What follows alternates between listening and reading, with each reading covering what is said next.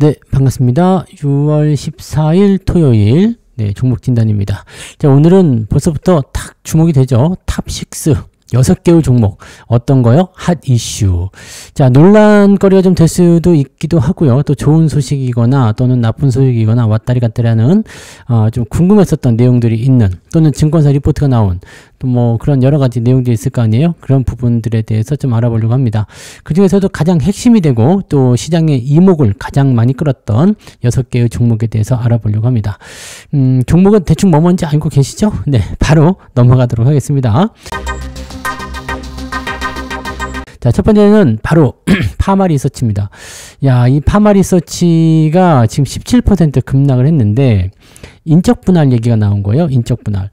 보통 인적 분할을 하게 되면 주주들에겐 별로 피해가 없어요. 그래서 이렇게 인적 분할이 되면 나눠 가지는 거죠. 그러니까 기존 주주에게 이 주식도 주고 이 주식도 주고, 그래가지고 왼쪽 거 A라는 것과 그 다음에 파생되거나 분할돼서 나오는 거 B, 이런 거까지 이제 다 나눠서 주는데, 문제는 뭐냐면 이게 A가 이제 홀딩스로 바뀌는 거죠. 파마리서치가 이제 홀딩스로 바뀝니다. 그 다음에 신설법인이 파마리서치가 돼요. 보통 이제 지주사로 이제 나오면서 분할을 시킬 때 이런 식으로 많이 하죠. 옛날에 뭐 OCI 홀딩스, OCI 이런 것들, 네 그런 것들이 다 그렇게 되는 부분들인데, 자, 근데 문제가 뭐냐? 자, 기존에 있었던 인적 분할 기업들은 대체적으로 그 자회사 지분, 이거는 어느 정도 확보하는 방식을 좀 가지고 가거나, 아니면은 뭐 다른 뭐랄까 자사주 매입이라든지 뭐 등등 사전에 지분을 확보하는 그런 장치를 취했어요. 이게 무슨 얘기냐면, 자, 공정거래법이라는 게 있습니다. 공정거래법상 지주회사가 됐을 때 이 지주회사는 자회사의 지분을 30% 이상을 보유해야 된다. 그러니까 자회사 지분 30% 이상을 보유를 해야 되는데, 지금 파마리서치 같은 경우는 이 지분 30%를 가질 수 있는, 네, 그게 없어요, 지금.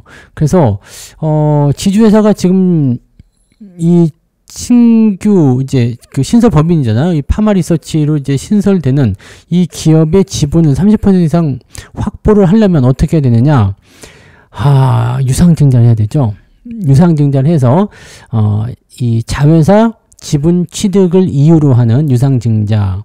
그럼 이제 새롭게 나오는 이 파마리서치의 30% 지분을 확보하기 위해서 유상증자를 해야 해가지고 이 유상증자 자금을 통해서 파마리서치 지분을 확보한다.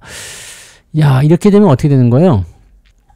회사가 더 커지는 거죠. 네, 회사 입장에 더 커집니다. 근데 주주들에게는 어떻게 되는 거예요? 주주 입장에서는, 자, 일단 두 개로 나눠준 건 좋다 이거예요. 나눠준 건 좋았어. 근데 문제는 여기서 유증을 때려야 되는 거죠. 그러면 어떻게 되죠? 내 유증에 기분 나빠 참여 안 할 거야 라고 한다라면 지분 가치가 희석이 됩니다. 원래 갖고 있던 것보다 희석이 되는 거고, 내가 정당한 그런 그 지분을 유지하고 싶다라면 유증에 참여를 해야 돼서 지갑을 열어야 돼요. 자, 그러니까 기존 주주 입장에서는 돈 뜯기는 거나 마찬가지죠. 네. 뭐 물적 분할하고는 조금 다른 개념이 될 수도 있겠습니다만은 이건 조금 대놓고, 자, B라는 회사에 주식을 줄 테니까 너 A라는 주식한테 돈 더 내놔, 이렇게 되는 거거든요. 그러니까 뭐 아파트 재건축이나 이런 거랑도 비교할 수 있을까요? 이제 재개발이나 재건축 들어가서 이제 내가 정당한 권리를 가졌어. 근데 뭐 이렇게 초과 분납금이라든지 뭐 이런 거 더 내가지고 뭐 이렇게 들어가야 되는 경우도 생기잖아요. 그러다 보니까 뭐 원래는 2억짜리 집이었는데 재개발 재건축이 5억이 됐어. 3억을 더 내라. 뭐 이렇게 되는 경우도 있고, 막 그런 거랑 비슷하다고 보시면 될 것 같아요. 이거는 뭐 어떻게 해야 되는 거야? 라는 생각이 들 수밖에 없겠죠. 특히나 이 유상증자라는 규모가 만만치 않을 것 같아 보인단 말이죠. 네, 굉장히 클 것이다 라고 생각이 됩니다. 적어도 수천억대 그런 유상증자가 나오지 않을까 생각해 봅니다. 이게 75대 25 정도로 나오는 거죠. 네. 그러면은 분할이 지금 현재 시가총액으로 계산해 봤을 때, 물론 이제 딱 그렇게 계산되지 않겠습니다만, 이렇게 계산됐을 때, 그러면, 네, 25, 한 1조 정도 되는 거면은, 네, 그죠? 수천억 대 나오겠죠. 30% 차지하려면, 네, 수천억 대 유상증자. 야, 이거, 물론 이제 최대 주주가 많이 갖고 있다라고 하더라도, 요 유상증자에 참여를 하려면 돈들을 많이 뜯길 겁니다. 지금 현재 시점에서는 최대 주주하고 자사주 쪽에서 나오는 그 부분들도 뭐 쪼개지게 하겠지만, 이쪽 부분에서 실질적으로 지분율이 그렇게 높지가 않습니다. 그러니까 일반 다수에게 막 흩어져 있는 상황이기 때문에 굉장한 불만으로 작용할 수가 있겠죠. 그래서 주가 급락을 좀 하는 모습이 있었고요. 일단은 뭐 향후에 이제 임시 주총을 어떻게 통과할 것인가, 그 다음에 유증 계획, 이런 부분들, 네, 여러 가지 내용들에 대해서 좀 일단은 뭐 검색이 좀 돼봐야 되겠죠. 네. 지금 이 기업 같은 경우는 그 에스테틱이라고 하나요? 그쪽 부분을 띄어내가지고 이제 향후에 이쪽 부분을 더 발전시키고 홀딩스는 남아가지고 뭐 M&A라든지 이런 거 하겠다. 뭐 취지는 일단 좋은데, 문제는 주주들에게 좀 피해를 끼치는 형태가 되는 것이다. 유상증자하면 우리는 일단 뭐예요?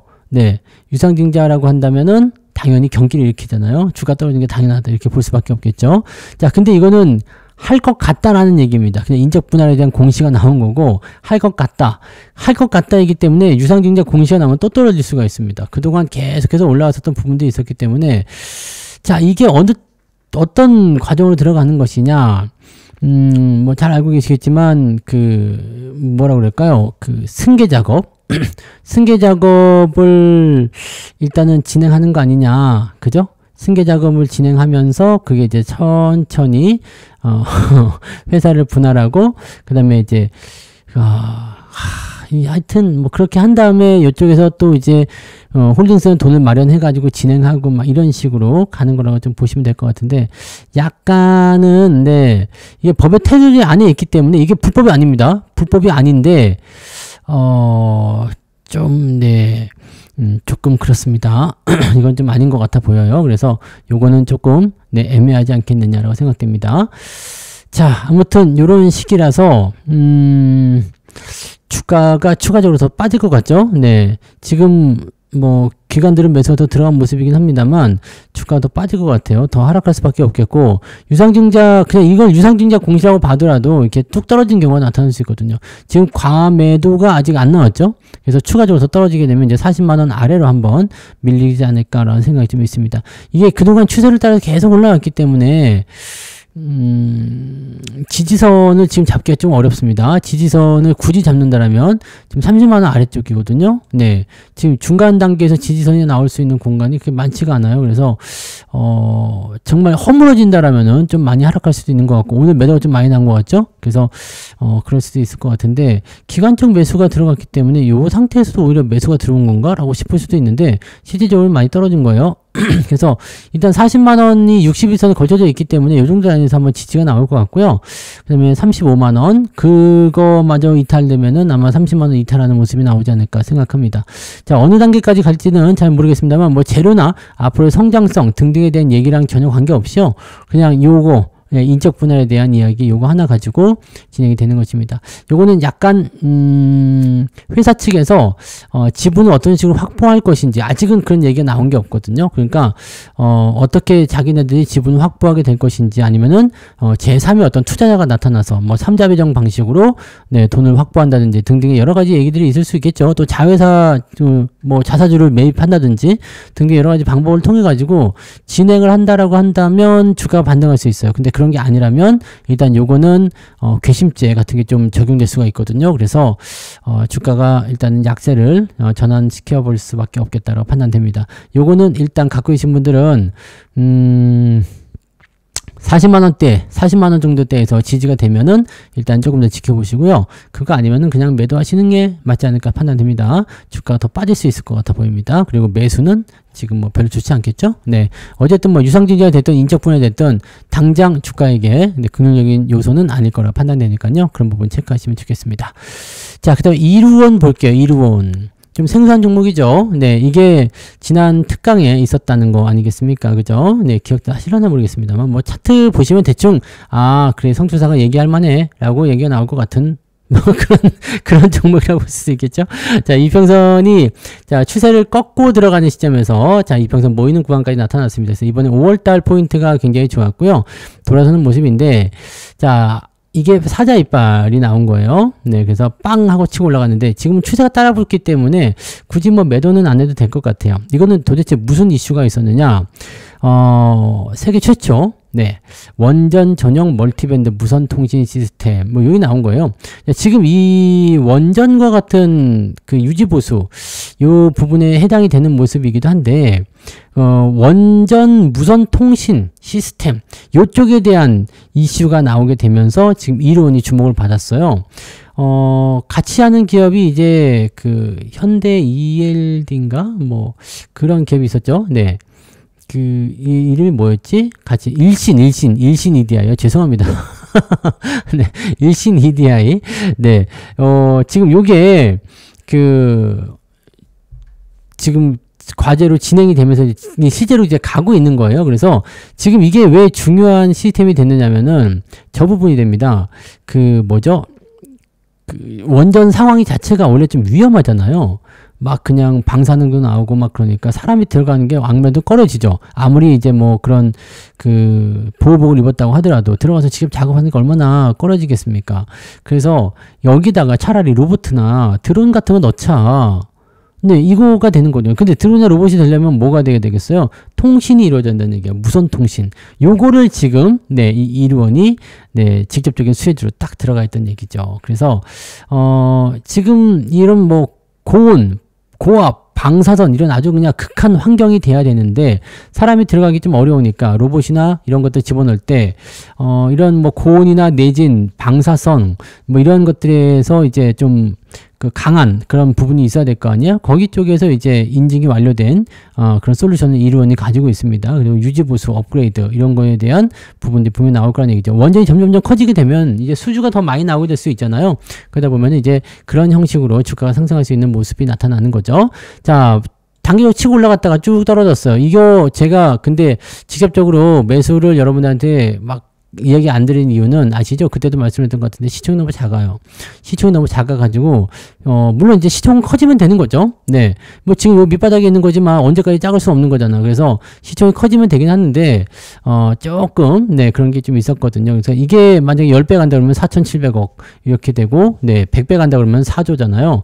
그렇게까지는 아마 안 되겠지만 네 아무튼 그런 식으로 나올 수 있는 거죠. 그리고 오늘 한번 치고 올라갔다가 이건 아닌데 라고 하면서 좀 내려오는 부분도 좀 있고 하니까 분명히 이제 이런 종목들도 밑바닥에서 치고 올라가는 거라서 반등에 대한 기대감이 있어도 차익 매도도 같이 나온단 말이에요. 그러니까 그런 것들도 같이 보셔야 됩니다. 자, 아무튼 그 관련한 부분으로 진행이 좀 된 거고요. 추세는 지금 일단 좋게 진행이 됐어요. 자, 지금 현재 가격대가 1,746원인데 이 가격대 지켜주면 좋고요. 만약에 좀 떨어진다고 한다면 매수 포인트 한번 가져볼 필요가 있겠습니다. 원전 같은 경우는 중장기적 재료가 있기 때문에 주가가 한 번 정도 떨어지게 되면 관심을 좀 가질 필요가 있습니다. 회사 자체는 나쁘지 않습니다. 네, 시총이 좀 작고 불안정한 모습이 좀 있을 수는 있는데 뭐 기업 자체가 뭐 이렇게 망할 기업이라거나 뭐 그러지는 않기 때문에요. 지금 워낙 주가가 저평가라고 봐야 되나요? 많이 내려온 상황이 있기 때문에 반등을 꾀하게 된다면 빠르게 상승할 수 있는 가능성이 있습니다. 21년도에도 굉장히 강한 상승으로 7,000원까지 올라갔었던 기억이 있거든요. 그래서 지금 현재 시점에서 또 포지션만 잘 만들면 괜찮을 것 같다 판단되죠. 자, 일단 좋은 재료가 원전이랑 같이 붙었으니까 한번 관심을 가져볼 필요 있겠습니다. 자, 갖고 계신 분들은 일단 홀딩 보시면 되겠고요. 매수 포인트는 1,650원에서 1,600원 사이 요 정도 확인하시면 될 것 같은데요. 네, 그 부분 체크하시고 원전 봤으니까 하나 더 봐야 되겠죠. 한전기술. 네. 자, 거래량 1위입니다. 네. 거래대금 1위. 돈이 엄청 쏠렸습니다. 자, 오늘 거래대금이 5,665억입니다. 네, 무지막지한 거지. 네, 무지막지한 거예요. 많이 들어왔어요. 5천억. 와, 기가 막히죠. 자, 이거는 뭐 어떤 얘기인지는 다 아시죠? 미국 쪽에서 이제 소형 원자료, SMR, 이쪽 시장 진출 가속화, 뭐 이런 부분도 좀 있는 거고, 그 다음에 체코 원전 입찰이 설명한 이후에 이제 글로벌 원전 시장으로 더 확대될 것이다, 이런 얘기. 또 원전을 해체하는 부분에 대해서 이제 교체, 뭐 이런 것들에 대한 부분들도 다 여기에 포함되어 있습니다. 얘가 이제 뭐 솔루션이라든지 그런 부분들을 잘 가지고 있기 때문에 충분히 가능성이 있다. 자, SMR 설계 공급 전문성이 부각되는 그런 부분을 통해서 미국 지역으로의 어떤 수주 기대감도 가지고 있는 게 되는 거고요. 글로벌 수주 모멘텀 당연히 나오게 될 테고요. 그래서 앞으로의 이런 그 다양한 사업 쪽에서 네, 한전기술이 강한 상승 포지션, 좋은 에너지를 계속 받게 될 것 같은데, 지금 두산 에너빌리티하고 약간 비교해 보면 주도주가 좀 바뀐 것 같은 느낌이죠. 오늘 그 상승 포인트가 굉장히 강하더라고요. 근데 외국인들은 지금 한전기술이나 두산 에너빌리티 둘 다 매도를 열심히 하고 있는 상황이긴 한데, 지금 현재 추세만으로만 봐서는 굉장히 강하고 빠른 상승을 보여주고 있다는 것을 우리가 좀 참고해야 될 필요성이 있을 것 같습니다. 물론 이제 단계 너무 올랐으면 또 살짝 주춤거리는 경우가 있겠습니다만, 지난번처럼 똑같아요. 올라갔다가 내려오면서 네, 지지선만 만들면 되거든요. 이번에 지지선이 어디 정도 될까요? 지금은 지지라인 때 본다면 지금 이격이 그때보다 좀 더 벌어졌잖아요. 그래서 지금 이제 9만원 정도까지 우리가 확인해 봐야 되는데, 변동성이 이렇게 나올 때 나는 단기적으로 좀 빠져나가고 싶다라고 하시는 분들은 항상 몸통 절반을 자르시면 됩니다. 그래서 97,000원 정도 요 라인이 이제 여러분들이 탈출해야 되는 자리, 97,000원 위에 주가가 놓여 있다라면 뭐 그냥 신경 안 쓰고 그냥 홀딩만 하시면 되는 자리, 이렇게 판단하시면 되거든요. 그래서 97,000원 아래로 떨어지게 되면 이제 그때는 단기적으로는 매도 의견을 좀 보실 수 있습니다. 그래서 가지고 계신 분들은 그렇게 확인하시면 되고요. 신고가 나오고 이게 수익률이 그새 우리는 요 밑에서 샀거든요. 조금만 더 올라오면 100% 나옵니다. 금방 나와요. 요즘에 시장이 그런 시기예요. 그럼 뭐 축쭉 올라가 버리면은 그냥 금방 100% 나와버리는 그런 시장이더라고요. 그래서 지금 시장을 절대 가볍게 보시면 안 됩니다. 좋은 종목 잘만 잡으면 크게 수익이 나올 수가 있어요. 그래서 이것도 신고가로 수익이 빵빵 터지고 있는 상황입니다. 지난번 태웅에 이어서 두 번째로 또 빠르게 상승하는 그런 패턴이 만들어지네요. 아무튼 네, 지금 이 종목은 그냥 홀딩 일단은 보시고요. 신규 접근은 일단 어렵습니다. 밑에서 사야 되는데 중간에 따라잡기는 어려우니까요. 요거는 매수는 의견이 없습니다. 그냥 가지고 계신 분들 홀딩으로만 보시면 좋을 것 같아 보입니다. 네. 자, 그 다음에 M&A 재료가 나온 종목이 하나 있었죠. 넥슨 게임즈. 야, 이 종목도 많이 올랐다가 떨어졌어요. 지금 상승이 20% 넘게까지 올라갔다가 좀 빠졌는데, 무슨 이유 때문인가? 중국 텐센트가 넥슨을 150억 달러에 인수하겠다, 뭐 이런 얘기가 나왔어요. 그러면서 이제 뭐라 그럴까, 약간 그 중국 진출로의 기대감, 또 M&A 이슈가 붙으면 굉장히 많이 올라갈 수 있잖아요. 그래서 텐센트가 이제 게임 쪽으로의 어떤 역량을 더 확보하겠다라는 어떤 개념으로 접근하겠다는 얘기가 있었던 것 같은데, 매우 강하게 상승했었죠. 네. 주가가 한 20%까지 올랐다면 굉장히 강한 상승입니다. 그리고 만약에 넥슨을 인수하게 되면은 당연히 이 넥슨 게임즈에게도 네, M&A 프리미엄이 기대되는 상황이 되는 거죠. 그래서 굉장히 강한 상승을 일단 만들었다라고 보시면 되는데, 문제는 이제 그 중국 자본의 어떤 우리나라 게임 쪽으로 이제 들어오게 되면 중국이 자꾸 뭔가를 하려고 들어오는 거, 이런 거 별로 반갑지 않죠. 왜냐면 이제 또 뭘 어떻게 빼갈지 모르고 어떤 식으로 또 이놈들이 이용해 먹고 네, 홀랑 뒤통수 치지 모르니까 얼마 좀 짜증납니까? 그럴지 몰라서 좀 그렇긴 한데, 자, 근데 일단은 이렇게 되게 되면은 중국 쪽으로 진출하는 거는 아주 쉬워지게 되죠. 그럼 중국 시장을 우리가 어느 정도는 커버할 수 있는 상태가 좀 되는 거잖아요. 그렇게 되면 이 넥슨 게임즈가 훨씬 더 커질 수 있는 상태가 좀 되는 거죠. 네. 자, 문제는 뭐냐? 문제는 뭐냐? 공식적으로, 네, 나온 얘기가 없어요. 네. 현재 상태에서는 뭐, 기다 아니다 라는 얘기가 없습니다. 그래서 텐센트가, 그래서 뭐, 진짜 넥슨 인수하는 겁니까? 진짜 인수되는 겁니까?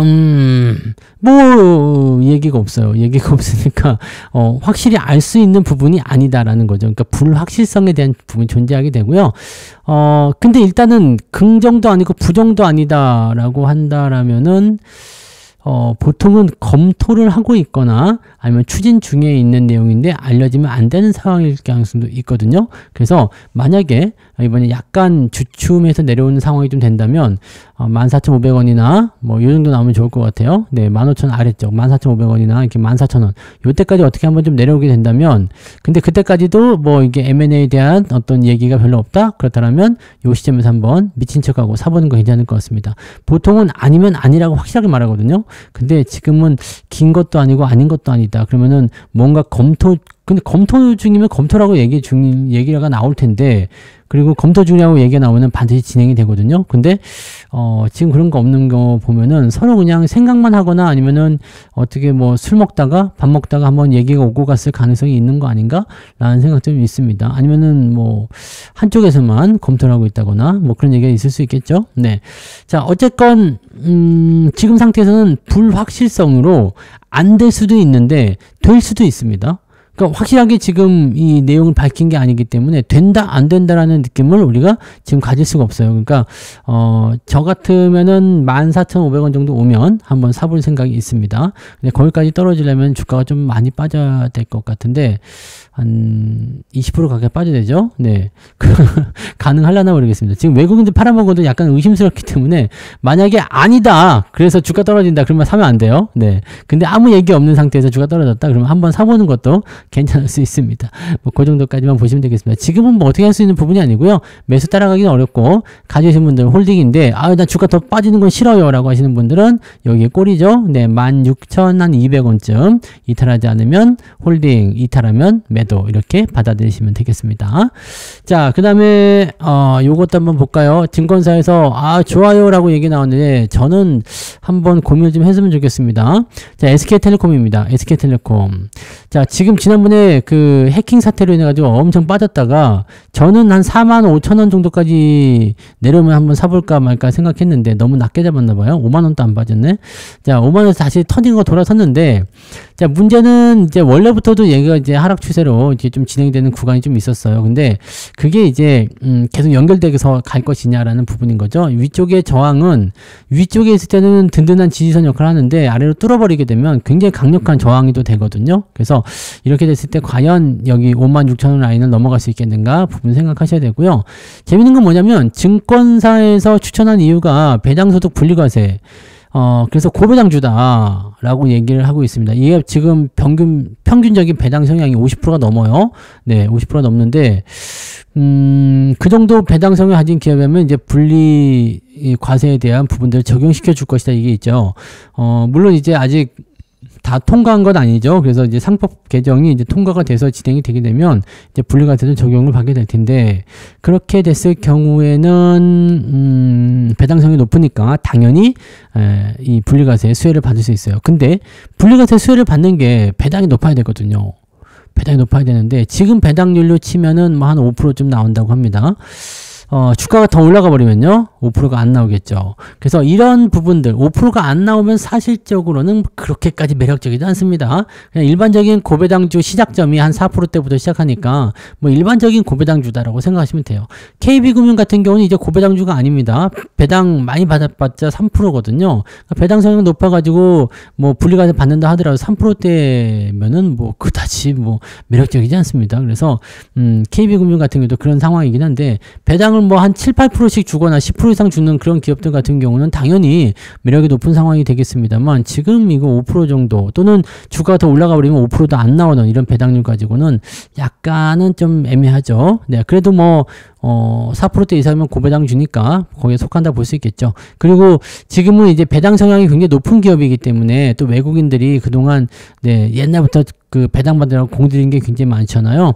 그러니까 이 부분도 생각해 본다면 주가가 많이 빠질 것 같아 보이지 않네요. 네, 그때 빠질 때 확 더 빠졌어야 되는데 여기서 안 빠지면은 조금 이제 지지부진하게 유지가 될 가능성이 높겠죠. 올라가기도 힘들어요. 왜냐면 충분히 내려가지 않았기 때문에 반등 포인트가 저항에 계속 부딪힐 가능성이 높습니다. 약간은 주의해야 됩니다. 그래서 그 정도 생각하시면 되고요. 제가 보기에는 네, 단기적 상승 구간은 다 온 것 같아 보이는데, 만약에 직전에 있었던 이런 그 추세적인 부분들 좀 연결하겠다 싶다라면 한 56,000원에서 57,000원 정도까지는 가능성이 있어 보입니다. 대신에 만약에 이쪽 저항을 넘지 못하는 상태로 가게 된다면 다시 떨어지겠죠. 네, 그래서 지금은 저는 매수 의견은 따로 드리지 않겠습니다. 가지고 계신 분들은 넘어갈 수 있기 때문에 홀딩 하시면 될 것 같고요. 지지라인 때는 일단은 뭐 61선, 5일선 진행되는 부분이 나오겠죠. 21선이 늦게 따라붙고 있기 때문에 아마 조금 누우면서 각도를 옆으로 좀 네, 살짝 눕혀서 진행될 가능성이 높아요. 그러면은 54,000원 정도 라인대가 지지선 역할을 하게 될 겁니다. 빠지면은 21선 만나러 가야 돼요. 그래서 52,000원까지 빠질 수 있으니까 그런 부분 참고하시고, 어차피 뭐 포지션 부분들이 그렇게 퍼센테이지 차지가 크지 않기 때문에 뭐 크게 걱정하지 않고 보셔도 되지 않을까 생각되긴 합니다. 자, 일단 SK텔레콤은 지금 현재로서는 당장은 매력도는 별로 없다고 생각합니다. 그냥 그 정도만 참고하시면 될 것 같아 보입니다. 그리고 뭐 분리과세에 따른 그런 법안 통과 시에 기대감이 좀 있다라고 얘기가 나올 수 있겠습니다만, 주가가 올라가 버리면 그것도 별로 수혜가 되지 않는다라는 것을 참고하셔야 되겠죠. 꼭 체크하시면 좋겠습니다. 자, 그 다음에 마지막으로 하나 더 볼게요. HMM. 야, 이것을 왜 넣느냐? 자, 이제 중동 지역 문제잖아요. 자, 저도 이제 뭐 물동량 증가라는 등등에 대한 부분들을 가지고서 HMM을 일단 매수를 했겠죠. 어디서 매수했을지는 대부분 여러분들 감이 오시죠? 어디서 샀겠습니까? 뭐 뻔하죠. 그래서 사가지고 지금 수익이 나오고 신고가가 진행 중인 상황이긴 한데, 수익률도 확 올라갔어요. 아, 너무 좋아. 요즘에 그래서 신고가 나오면서 수익률 막 나오는 종목들 보면은 그 꼭 그냥 그 화분에 물 잘 줘가지고 식물도 쑥쑥 자라는 것 같이 막 열매도 맺히고 꽃도 맺히고 뭐 이런 것처럼 기분이 좀 좋은 것 같아요. 자, 아무튼 요거 이제 신고가 나왔는데, 왜냐? 중동 분쟁, 호르무즈 해협이 봉쇄될 수 있다라는 거죠. 그러면 이제 운임이 당연히 올라갑니다. 예전에도 이란 쪽에서 호르무즈 해협을 계속 그 봉쇄하고 이렇게 얘기 나왔을 때 운임이 계속 올라갔었거든요. 그러니까 그쪽 라인을 크게 돌아가야 되는 상황이 벌어지게 되면 이제 문제점이 또 커진다, 이런 얘기가 나오는 거거든요. 그래서 그 상황들로 우리가 체크해 주시면 되는 거라, 운임이 크게 증가하게 되면 이제 변동성에 대한 부분이라든지 이런 것들이 이제 기대감만으로 움직이니까요, 추가 상승이 더 나타날 수 있는 모습이 좀 나타나게 됩니다. 자, 그래서 컨테이너 벌크선에 대한 운임이 추가될 것이다라는 전망이 나오는 거고, 물론 이제 중동 분쟁에 대한 문제가 이제 뭐 어떻게 또 해결 방안이 나온다든지 이제 뭐 그만 싸운다든지 뭐 지금 당장 그래 보일 것 같지는 않잖아요. 근데 그래서 뭐 서로 간에 이제 그 갈등 요소가 조금 제거가 된다든지 이렇게 되면은 다시 떨어질 수 있습니다. 근데 지금 이제 막 주거니 받거니 해야 되는 상황이기도 하고, 미국의 그 협상에 대한 부분들을 뭐 또 철회했다면서요, 그 이란이. 그러니까 뭐 이런 부분들 지금 다 불확실하죠. 협상도 어떻게 할 것인가, 그 다음에 뭐 핵 시설을 일단 타격했다는 부분들은 사실 뭐 전면전 해보자 이런 얘기잖아요. 그러니까 이란이 어떻게 나올 것인지. 사실 이란이 지금 그 주변에 있었던 무장 공파도 있었잖아요. 뭐 헤즈볼라라든지 이런 애들. 이런 애들이 지금 거의 이스라엘한테 괴멸되다시피 해가지고 힘이 좀 많이 약해져 있어요. 근데 요 상태에서 이란이 과연 싸움을 할 수 있겠는가, 요 부분. 뭐 일단 이스라엘이 이 화력이 좀 좋은가 봐요. 그래서 이란하고 붙었을 때 이란이 과연 어떤 식으로 나올 것인가, 이게 좀 제일 중요한 부분이겠죠. 그러니까 단박에 해결될 것 같지는 않습니다. 왜냐면 이란도 지금 피해를 상당히 많이 입었단 말이에요. 군 고위급 인사들이 사망하고 막 이런 일이 있었잖아요. 주요 시설, 수도가 폭격받았어. 그럼 여러분 가만히 있을 거예요? 우리나라 서울이 어느 비행기가 와가지고 때려버렸어. 뭐 북한이 왔어, 일본이 왔어, 중국이 와서 때려버렸어. 그럼 어떻게 할 거예요? 그냥 허허허허 하고 말 건가요? 당연히 우리도 그냥 몇백 발 쏴서 그냥 초토화 시켜버리는 거 아닙니까? 전쟁을 불사하고, 우리는 아시잖아요. 전부 다 예비군 아닙니까? 예비군. 다 군대로 가는 거야, 다시 그냥. 그래갖고 이제 확 밀어버려야지. 일단 이런 게 맞는 거잖아요. 그거 안 하고 그냥 허허허 얻어맞았군요, 허허 이러면은 그냥 이거는 바보 되는 거예요. 그러니까 이란도 정치적인 생명이나 뭐 이런 것들 다 걸어야 되겠죠. 지금 완전 여기서 가만히 있으면 바보 되는 거니까요. 그러니까 서로 간에 이제 포지션들이 계속해서 주거니 받거니 하게 되는 상황이 벌어질 수가 있어요. 그러니까 계속 긴장 상태를 봐야 되겠죠. 그러니까 단기간에 이런 뭐 갑자기 화해로 들어가거나 그런 일은 없을 것 같아서 주가가 좀 상승할 수 있는 요소가 좀 있을 것 같습니다. 물류 관련주들, 해운 관련주들 좀 보시면 좋겠다 생각이 좀 드네요. 추가 상승 나올 것 같아요. 홀딩 그대로 보시면 되겠고, 매수 포인트가 조금은 애매해졌어요. 근데 만약에 한 23,000원대라면 한 번 정도는 관심 가질 필요는 있을 것 같아 보입니다. 그래서 일단 지지가 23,000원에서 22,000원까지 형성됐으니까 요 구간으로 한 번씩 보시고요. 뭐 이거 말고도 뭐 흥구석유, 한국석유 뭐 이런 거, 석유 관련주는 이미 급등해 버렸고요. 그런 부분도 좀 생긴 것 같습니다. 그 다음에 조선주들도 여기에 포함되죠. 그런 것들 다 연결됩니다. 그래서 그런 내용들 참고하시고, 유가 관련한 부분들, 정주 섹터도 많이 올라가는 거, 그런 것들 다 참고하셔야 됩니다. 자, 아무튼 약간의 영향은 좀 받아야 될 것 같아 보이죠. 네, 잘 좀 넘어갔으면 좋겠다 생각이 좀 들고요. 이 부분만 좀 잘 해결이 되면 우리도 다시 한번 랠리가 또 나오지 않을까 생각합니다. 그래서 그 부분들 체크하시고, 어쨌든 거기에 해당하는 거지만 네, 좋은 쪽으로 연결되는 종목을 하나 더 알아봤습니다. 자, 이렇게 해서 오늘 탑6 6개 다 알아봤는데요. 네, 이슈는 이슈인데 일단은 뉴스를 어떤 식으로 해석을 하고 어떤 식으로 받아들여야 되느냐, 그게 제일 중요한 것 같아요. 그리고 실제로 그렇게 진행이 또 되는지 반응 이런 것들도 같이 챙겨보는 것이 중요할 것 같다 판단되네요.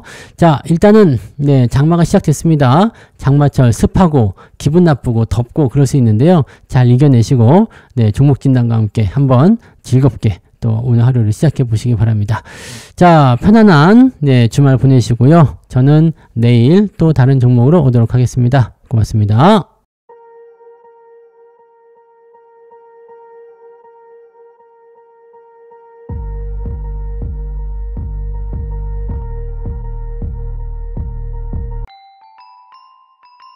본 방송에서 제공되는 모든 정보는 투자 판단의 참고 자료이며 투자의 최종 책임은 본 방송을 이용하는 본인에게 있습니다.